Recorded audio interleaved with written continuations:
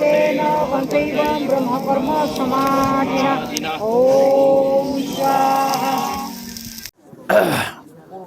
স্বৰূপস্থিতি প্ৰচাৰ সংসদ উত্তৰ পূৰ্বাঞ্চলে অহা 23-24 ফেব্ৰুয়াৰি তাৰিখে এই চেঁচাপানী বড়বাজাৰ অৰ্থাৎ চেঁচাপানী হাইস্কুলৰ এই খেলপথাৰত মানে এখনি অধিৱেশন অনুষ্ঠিত কৰিবলৈ লৈছে। ইয়াৰে আজি আমি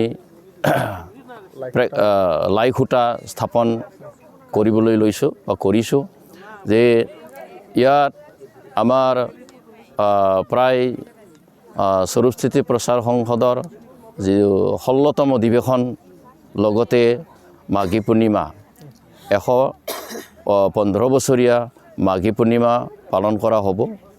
ইয়াত আমাৰ কাৰ্যসূচী হ'ব 23 তাৰিখে ভক্তসকল আহিব, আহি পেলাই নামভৰ্তিকৰণ কৰিব। সন্ধিয়া আমাৰ 5 বজাত আকৌ যজ্ঞাহুতি আৰম্ভ হ'ব। যজ্ঞাহুতি শেষ হোৱাৰ পিছত আমাৰ ভক্তসকলৰ মাজত এখন ভক্তসভা অনুষ্ঠিত হ'ব।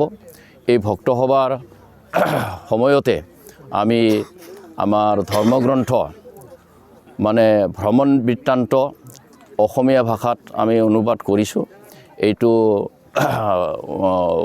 উন্মোচন কৰা হ'ব। লগতে যি আমাৰ জ্যোতিস্বৰূপ এইটো 1 বছৰীয়া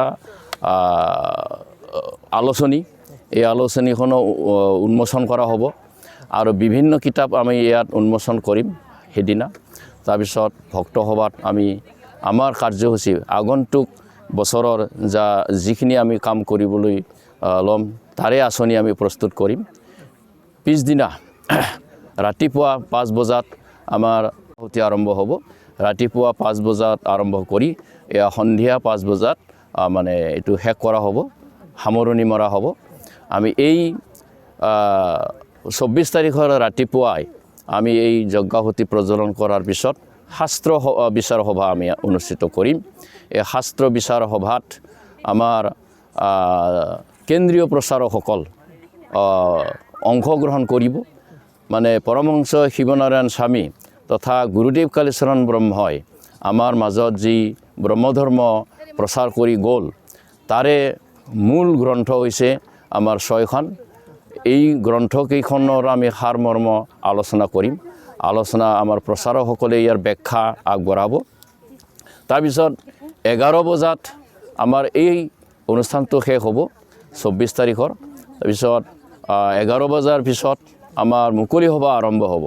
এই মুকলি সভাত আমাৰ বিটিআৰৰ মুখ্য কাৰ্যবাহী সদস্য মাননীয় প্ৰমোদ বড়ো তেখেতক মানে মুখ্য অতিথি হিচাপে আমন্ত্ৰণ কৰা হৈছে। তেখেতে যোগদান কৰিব। ইয়াৰ লগতে আমাৰ এই মুকলি সভাখন উদ্বোধন কৰাৰ কাৰণে আমাৰ অসম বিধানসভাৰ অধ্যক্ষ মাননীয় শ্ৰীযুত বিশ্বজিৎ দৈমাৰীদেৱ তেখেতক আহ্বান কৰা হৈছে। তেখেত যোগদান আহিব, আহি পেলাই আমাৰ কাৰ্যসূচীত সৌষ্ঠৱ বঢ়াব।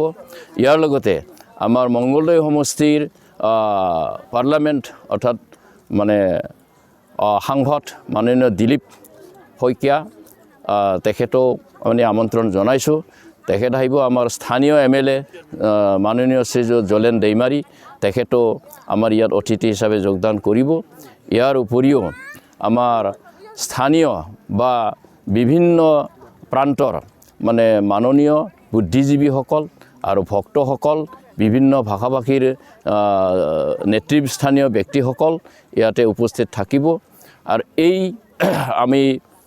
এই আমাৰ অধিৱেশনৰ জৰিয়তে আমাৰ যি সত্য ধৰ্ম পৰমহংস শিৱনাৰায়ণ স্বামীৰ দ্বাৰা প্ৰৱৰ্তিত আৰু গুৰুদেৱ কালীচৰণ ব্ৰহ্মৰ দ্বাৰা অসমত বড়োসকলৰ মাজত সম্প্ৰচাৰিত যি ব্ৰহ্মধৰ্ম তাৰ যি গুৰু তত্ত্ব, এই তত্ত্বসমূহ বিশ্লেষণ কৰা হ'ব আৰু যে ভগৱানৰ প্ৰকৃত স্বৰূপ কি এই সম্বন্ধে আলোচনা বিলোচনা কৰি ইয়াক কি ধৰণে উপাসনা কৰিলে তাক প্ৰাপ্ত হোৱা যায় তাৰ বিষয়ে ভক্তসকলক অৱগত কৰা হ'ব।